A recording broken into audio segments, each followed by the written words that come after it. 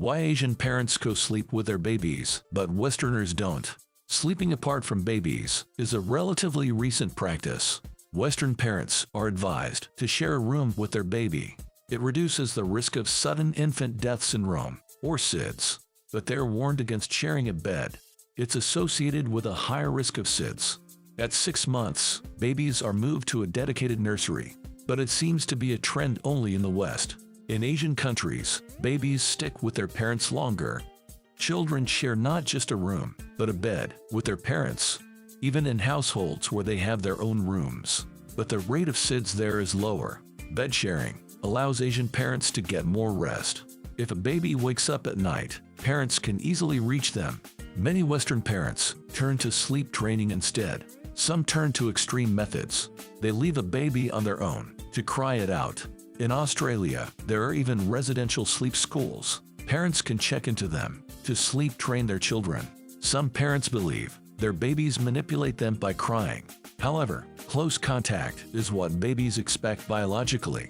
In their first months, they need to be fed frequently. Waking during the night is normal for them, but many parents believe they should sleep through the night. The idea comes from research from the 1950s. It studied a group of 160 babies living in London.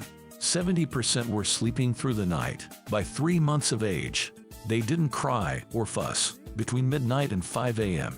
It's far from the unbroken 8-hour sleep parents long for, and the babies weren't actually asleep during that period.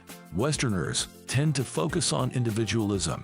Encouraging early independence aligns with it. Bed sharing can seem to some like giving in to your child.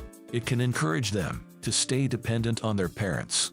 People in Asian countries don't see it that way. They have a more collectivist mindset. They give their kids confidence by staying close to them. They will separate from their parents when the time comes. There are a lot of benefits of co-sleeping. Children who have always slept alone are harder to control. They exhibit a greater number of tantrums. Kids who co-slept with their parents are more brave. They have significantly higher self-esteem. They experience less guilt and anxiety. Not everyone in the West put babies in their own room. For example, Italian parents consider it unkind. In Swedish families, co-sleeping is a normal family activity. Their children usually sleep in their own beds, but they can come into their parents' bed if they wake up. This way, kids grow up with a sense of security. Asian parents don't just spend the night with their kids.